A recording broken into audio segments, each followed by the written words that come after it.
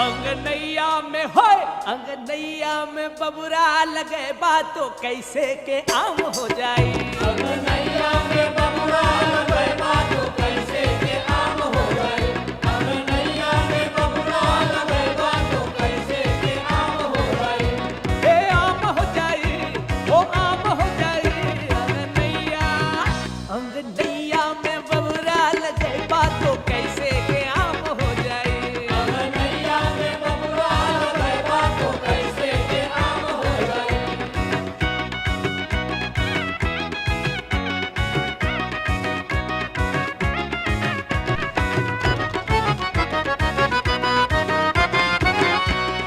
गांधी सुभाष भगत सिंह का बगीचा भगत का बगीचा भगत सिंह का बगीचा। सुनो गांधी सुभाष भगत सिंह का बगीचा।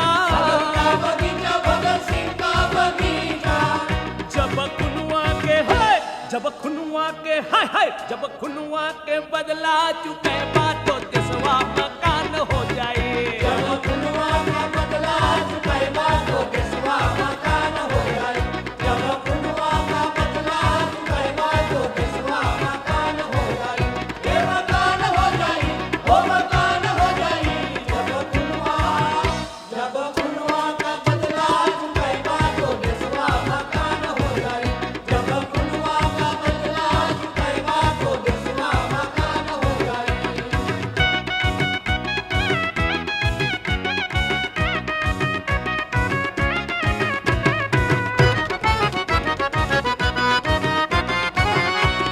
सदियों के रीत ये समाज का रिवाज है। समाज का रिवाज है समाज का रिवाज है। सदियों के रीत ये समाज का रिवाज है। समाज का रिवाज है समाज का रिवाज है। जब घर ही में हाहा जब घर ही में होए जब घर ही में लंका बने मत कोई हनुमान हो जाए। जब घर ही में लंका बने बातों कोई हनुमान हो जाए। जब घर ही में लंका बने बातों कोई हनुमान हो जाए। हनुमान हो जाए हनुमान हो जाए। जब घर ही में लंका बने बातों कोई हनुमान हो जाए। जब घर ही में लंका बने बातों कोई हनुमान हो जाए।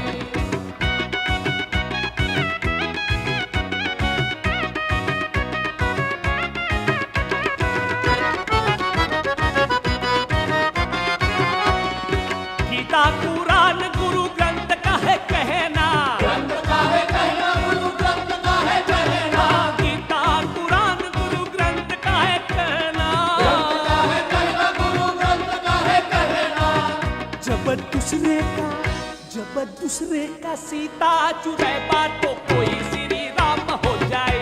जब दूसरे का सीता चुराए बातों कोई श्री राम हो जाए।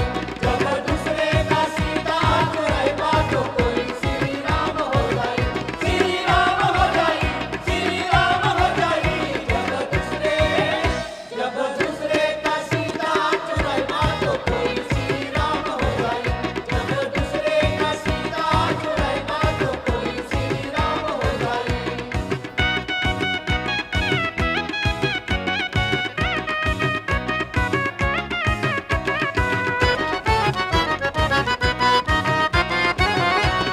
सुरनाम दसवा है आँख के लकड़िया। आँख के लकड़िया हो आँख के लकड़िया। सुरनाम दसवा है आँख के लकड़िया। आँख के लकड़िया हो आँख के लकड़िया। जब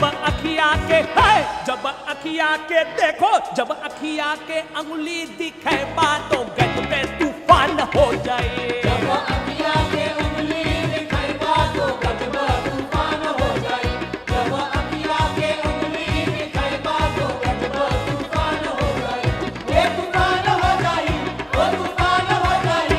जब अखिया के उंगली दिखाई बातों गजब तूफान हो जाए। जब अखिया के उंगली दिखाई बातों गजब तूफान